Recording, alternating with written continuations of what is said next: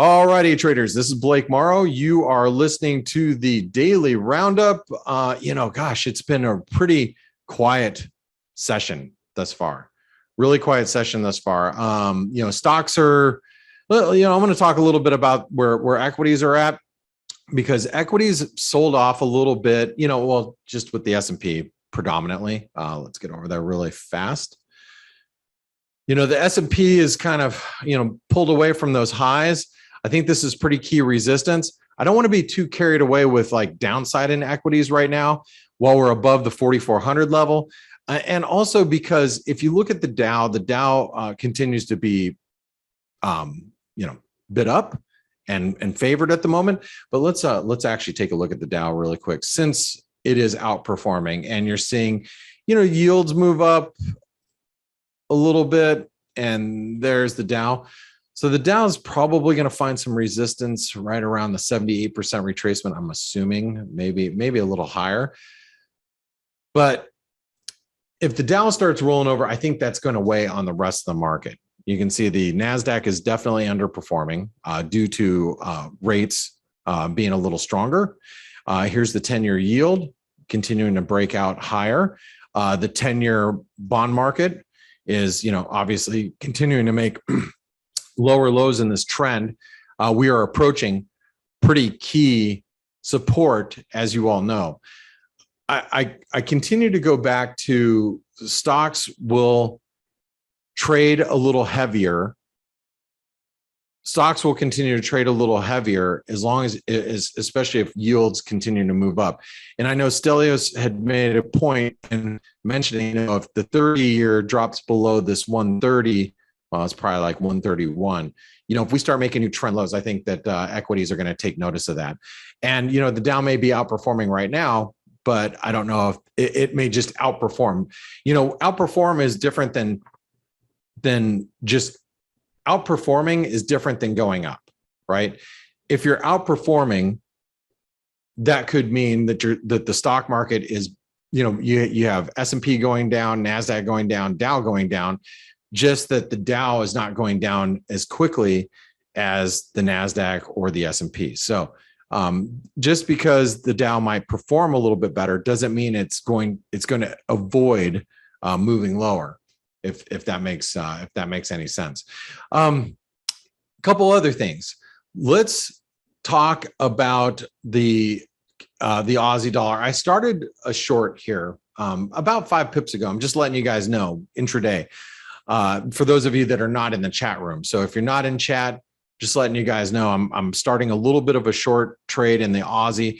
I'm going to be adding as we get close to this 38% retracement. I just want to have a little bit of exposure especially that if I'm going to be traveling this week, I want to have some short exposure because I think the Aussie is going to roll over here with equities. And so I think this bear flag is going to play. So as long as we stay below like the 73.30 level, the 38% retracement, right? I want to be short. So I'm just letting you guys know that's the route I'm taking at this moment. Dollar Canadian looks kind of like poop because crude so strong today and still is. Look at crude at the 88% retracement. You have also, I know we made mention of it though as well. Nat gas continuing to strengthen here, really strong. Is Catherine here? Catherine, are you listening in?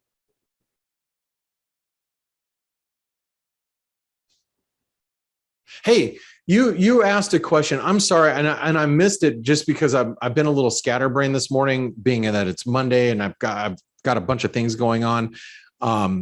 You asked something about Tracy Chi Girl, and I think you asked it. I can't remember if it was in the chat room or it was on the morning edge, but can you ask that question again? And then I'll see if I can address it. But nat gas. Oh, I think it was something about crude oil, right? She thought crude's going to be range bound. I think that's what she said. And because it's up at current levels, I think you were asking, do I have any future thoughts? Yeah, she thought $75 would cap it. I mean, I too, as you're looking here, I too believe that we are range bound. But I don't know, this story of higher energy costs globally is something that's taking hold. And you know, that's the thing about traders and trading. You know, you may have an opinion right at this very moment in time, but things shift. You know, you get a piece of data, or, you know, some news or some headlines or some opinions that, you know, they could really reshape your opinion of everything. I mean, I thought crude would peak out around here because I do believe this is the top of the resistance zone. But let's go a little bit longer term, and let's just take a quick look at around. I'm going to put on the magnet here, and let's do this. Let's take, first of all, the big top there and the low, and this is the CFD low. So this is, it's, you know, it's actually really hard to do this because remember when the current contracts or the front month contracts went negative, it's really hard to kind of draft a fib off of those numbers. And that's, I think, the bigger problem at the moment.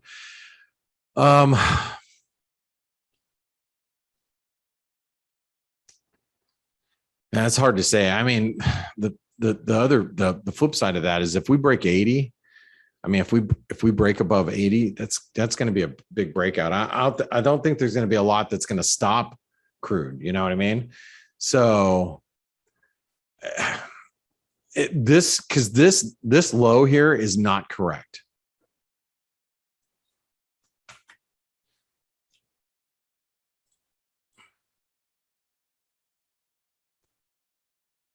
That low is probably correct. So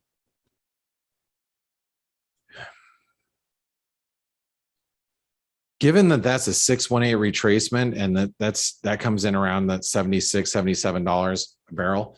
Yeah, I mean, look, if we get above 80, think about how big of a breakout that would be. I mean, and how's that going to affect, you know, how's that going to affect the Canadian? How's that going to affect Norway? Even the peso to a certain extent, sterling as well. I mean, maybe the sterling outperforms. You know, I don't know. I think she probably, and this is without, you know, having a discussion with her personally, since, you know, she's probably looking at similar stuff than the rest of us is, you know, hey, this should offer us resistance up here. And here we are challenging basically the upper end of it. So I don't know, Catherine, you know, we'll see if this big 618 can hold, you know, and this is the front month crude, or I mean the continuous crude contract on the NYMEX. So we'll see. Vlad says we could see reversal up in US dollar against crude related currencies such as the Norwegian or Canadian. Yeah, if we stop here, but the flip side is if we break out, you know, this dollar Canadian, let's say we break 80, dollar Canadian could trade right back down to 124. Right? I mean, you think about it, like, I do believe that's a false breakdown there here in the Canadian, but that doesn't mean that we can't do this. We can't come back down, you know, towards the low 20s again, especially if we get a spike up in crude. So anyway, just some food for thought. And you know, Catherine, it's funny, as I asked you that, I don't forget a lot, but sometimes I might not get to your question at that very moment, but I do remember reading it, and I had to like sign off to go do something or whatever it was. But anyway, she said, thanks for your thoughts. No problem. She said, really good to have your view. Thank you very much. You're welcome. You're welcome. Yeah, you're welcome, guys, about that. Anyway, let's and let me get rid of this Canadian. I don't think we should get too up in arms about the Canadian. I do know a lot of people that are looking at crude going to 100. That's not an uncommon view right now. And, you know, one of the other things I guess I should mention about that, what does it do? How I have to imagine we are probably somewhere in the neighborhood of these energy costs, you know, whether you're talking about crude oil, whether you're talking about nat gas, all of this, all of these energy costs, if they continue to go up, it's really going to start to crimp demand, and it's going to start to affect consumer spending globally, because we are coming off of this is all deflationary, by the way, right? You got or stagflation type of effect. You have higher inflation and slower growth, because growth is going to slow due to rates tightening, stimulus paring back. And then if costs continue to go up, that's just going to crimp demand, and then that's going to kill the consumer globally. So, I have to think of like the average consumer probably makes up about, I don't know, I'd guess 70 to 80% of consumer spending, right? I mean, the top 5%, might make up the rest, but most of the consumer spending is a majority, and a lot of people are genuinely affected by higher energy costs. And if you're talking about US, the average price of gas going from $3.25 to back to $4, and if you're in the Europe or the UK or anywhere else in the world where prices are even higher than that, it's really going to start to affect consumer spending, because people are starting to move around more. So they're going to have to spend more on, energy costs and less on everything else. It's one less trip to McDonald's, or one less trip to buying something from Amazon, or one less thing that you're buying at your grocery store, those types of things. So anyway, just some food for thought. Another thing I want to bring up with rates moving higher, with yields moving higher, we've got the dollar yen that looks, pretty well bid. We're coming in the 78% retracement, but if this channel is playing, we could make a move back up towards 112, and you can see a lot of resistance up here. But I don't think I don't think those levels up between 111 and 112 are off, off limits. I think we can be up there and still be within a pretty good range. Lorraine asked, will the Aussie go up also if crude goes up? I don't think so. I think Aussie is going to be more of a global growth story. So, Australia is not an exporter of oil, even though it's a commodity currency. But I think the Aussie and Kiwi will probably underperform. The better trade is probably shorting Aussie CAD in a situation like that. If crude oil really starts to break out, shorting Aussie CAD is probably a better trade. I'm just thinking out loud, and I have no position, But if you want to trade the cross rate effect of stronger crude prices and slower growth, I would think that the Aussie CAD's a short. So again, just some food for thought on that. All right. Anything else that we should be paying attention to? What else is kind of weak today?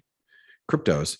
I know they're not really moving a whole lot, but I agree with Steve and his comments. Cryptos are going to move with risk appetite. So, if stocks start to come down, or we can put it this way, if Bitcoin starts to come down, let's say below 42,000 or something, that might be a signal that that equities are going to trade a little heavier as well. So anyway, all right, guys and gals, I want to thank you so much for your support, and thanks for being with me today. I'm going to sign off, and I hope you all have a great day and on a wonderful evening. Thank you so much. Bye-bye.